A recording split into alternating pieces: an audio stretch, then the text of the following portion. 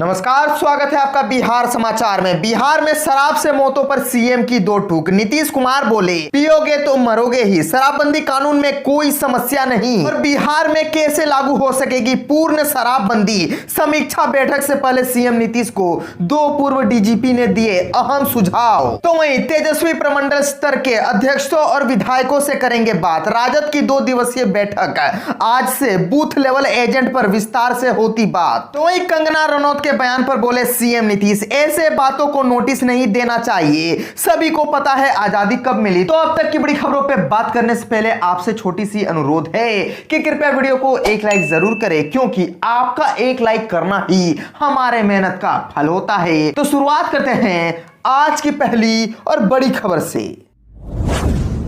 बिहार में शराब से मौतों पर सीएम की दो टूक। नीतीश कुमार बोले, पियोगे तो मरोगे ही, शराबबंदी कानून में कोई समस्या नहीं। बिहार में पिछले दिनों नकली शराब पीने से 30 से ज्यादा लोगों की मौत हो गई है। इस घटना के बाद शराबबंदी कानून को लेकर राज्य के सीएम नीतीश कुमार विपक्ष समेत सत्ता पक्ष के कुछ नेताओं निशाने पर है। इस पर मुख्यमंत्री ने कहा कि शराबबंदी कानून में कोई कमी नहीं है, कमी लोगों में है। लोग शराब पिएंगे तो मरेंगे ही, लोगों को जागरूक करना होगा। सभी मंत्री और अधिकारी बैठक में शामिल होंगे और हर बिंदु पर विचार करेंगे। सीएम ने साफ कह दिया कि शराबबंदी कानून से वे एक कदम पीछे हटने वाले नहीं हैं। शराबबंदी के बावजूद जहरीली शराब जैसी घटनाओं पर सीएम अब पुलिस प्रशासन को कसने की तैयारी में दिख रहे हैं। सीएम ने कहा कि शराब से जुड़े मामलों में हम यह भी समीक्षा करेंगे कि कितने लोगों ने कंप्लेन की और उस पर क्या कार्रवाई हुई। अगर कोई गलत करता है तो उस पर एक्शन होगा, कौन लोग पकड़े गए ये भी देखेंगे। शराबबंदी पर अब तक जितनी भी समीक्षा बैठक हुई उसमें जो निर्देश दिए गए उस पर कितना अमल हुआ इसको भी देखा जाएगा, और चाहे जितना भी समय लगे हम पूरी बात करेंगे। हालांकि सबसे बड़ा सवाल यह है कि आखिर प्रशासन ने कितने कंप्लेंट्स दर्ज किए हैं। बेलगाम अफसरशाही को नीतीश सरकार का 7वां रिमाइंडर। बीते 4 माह में तीसरी बार जारी हुआ सांसदों विधायकों को सम्मान देने का निर्देश। अफसरशाही के हावी होने का आरोप झेल रही नीतीश सरकार ने अपने अफसरों को पुराने आदेशों की याद दिलाई है। सामान्य प्रशासन विभाग ने बिहार में जनप्रतिनिधियों को सम्मान देने के लिए रिमाइंडर भेजा है। नीतीश सरकार ने सभी विभागों के प्रधान सचिव, डीजीपी, कमिश्नर और डीएम को पत्र लिखा है। पत्र में सांसदों और विधायकों के पत्र का संज्ञान लेने और उस पर कार्रवाई करने के साथ साथ सम्मान प्रदर्शित करने का निर्देश दिया गया है। ऐसा नहीं करने वाले अधिकारियों पर सख्त कार्रवाई की चेतावनी दी गई है। सामान्य प्रशासन विभाग के प्रधान सचिव चंचल कुमार ने लिखे पत्र में जो निर्देश जारी किए हैं उसके मुताबिक अफसरों को सांसद विधायकों को मुलाकात के बाद बाहर छोड़कर भी आना होगा। सांसद विधायक मिलने आए तो उठकर स्वागत करने को कहा गया है, तो वहीं कोई सांसद या विधायक उनसे मिलने के लिए आते हैं तो उन्हें प्राथमिकता देनी है। बिना समय लिए मिलने आए संसद सदस्य या विधायक को किसी कारण से अगर तुरंत मिलना संभव ना हो तो विनम्रता पूर्वक स्थिति से अवगत कराना है। समय मिलते ही जितना जल्दी हो उनसे मुलाकात करनी है। सामान्य प्रशासन विभाग ने कहा कि सांसदों के लिए वोट ऑफ प्रेसिडेंट में स्पष्ट रूप से व्यक्त किया गया है, उन्हें सचिव के ऊपर रखा गया है। ऐसे में राज्य में आयोजित राजकीय समारोह या बैठकों में संसद सदस्य अगर आमंत्रित किए जाते हैं तो उनके बैठने का स्थान राज्यपाल और मुख्य न्यायाधीश के तुरंत बाद होना चाहिए।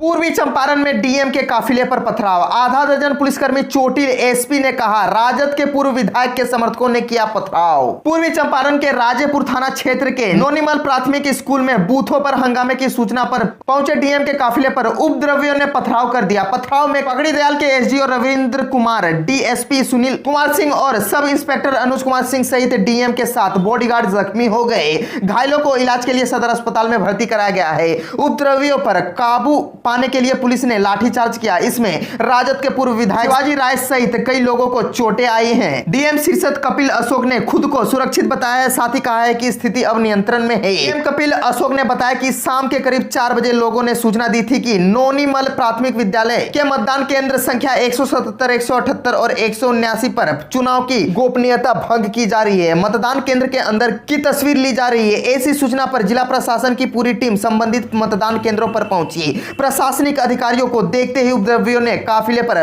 पथराव कर दिया। इसमें कई अधिकारियों और पुलिसकर्मियों को चोट भी आई। स्थिति को नियंत्रण करने के लिए पुलिस को लाठीचार्ज करना पड़ा। डीएम के अनुसार स्थिति सामान्य होने के बाद उन केंद्रों पर फिर से वोटिंग कराई गई।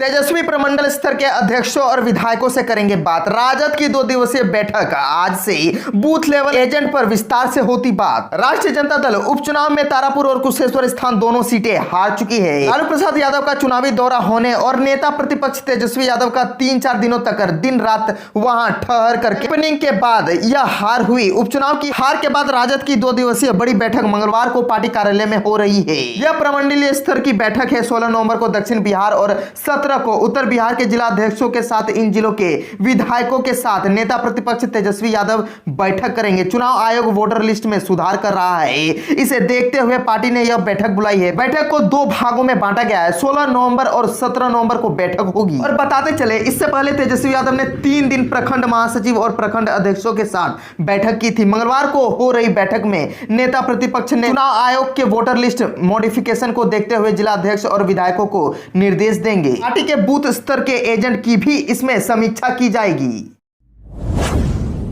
कंगना रनौत के बयान पर बोले सीएम नीतीश, ऐसे बातों को नोटिस नहीं देना चाहिए। सभी को पता है आजादी कब मिली। देश की आजादी को लेकर फिल्म अभिनेत्री कंगना रनौत के विवादित बयान को लेकर बिहार के मुख्यमंत्री नीतीश कुमार ने सोमवार को कहा कि ऐसी बातों का नोटिस ही नहीं लिया जाना चाहिए। मैं इन बातों का नोटिस नहीं लेता, इस पर चर्चा ही नहीं होनी चाहिए। कौन नहीं जानता है कि देश को आजादी कब मिली।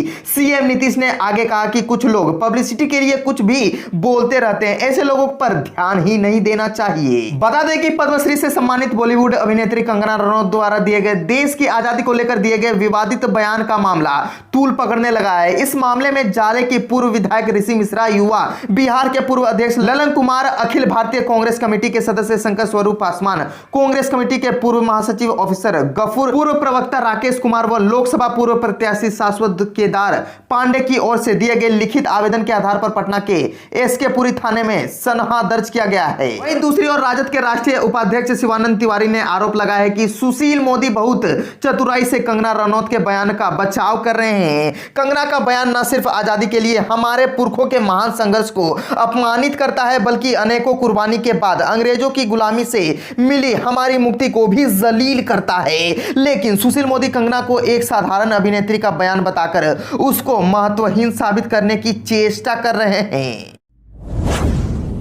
बिहार में कैसे लागू हो सकेगी पूर्ण शराबबंदी। समीक्षा बैठक से पहले सीएम नीतीश को 2 पूर्व डीजीपी ने दिए अहम सुझाव। बिहार में शराबबंदी को लेकर मुख्यमंत्री नीतीश कुमार मंगलवार को समीक्षा बैठक कर रहे हैं। इसे बेहद महत्वपूर्ण माना जा रहा है। गोपालगंज, बेतिया और मोतिहारी के जहरीली शराब पीने से कई लोगों की मौत के बाद नीतीश कुमार काफी नाराज है। माना जा रहा है कि समीक्षा बैठक में मुख्यमंत्री नीतीश उन तमाम पहलुओं पर विस्तार से न सिर्फ चर्चा करेंगे, बल्कि हर उस बिंदु को जानने की कोशिश करेंगे जिसकी वजह से बिहार में अवैध तरीके से शराब कैसे पहुंच रही है और कौन लोग हैं जो इस धंधे में शामिल है, साथ ही इस काम में कौन उन्हें मदद कर रहा है। समीक्षा बैठक के पहले नीतीश कुमार को राज्य के 2 पूर्व पुलिस महानिदेशकों ने अहम सुझाव दिए हैं जो शराबबंदी को और भी कारगर बनाने में महत्वपूर्ण साबित हो सकता है। पूर्व डीजीपी गुप्तेश्वर पांडे ने मुख्यमंत्री नीतीश कुमार को सुझाव दिया है कि सबकी जवाबदेही तय होनी चाहिए, चाहे वो चौकीदार हो या फिर थानेदार से लेकर सिपाही तक। अगर थाना स्तर पर कड़ाई गई तो फिर शराब के धंधे पर काफी हद तक काबू पाया जा सकता है। उन्होंने कहा कि व्यवस्था में कहीं ना कहीं कमी है जिसकी वजह से यह धंधा चल रहा है। उन्होंने यह भी कहा कि स्थानीय जनप्रतिनिधियों पर जवाबदेही तो तय नहीं की जा सकती, लेकिन नैतिकता के नाते उनकी जवाबदेही भी तय करनी चाहिए।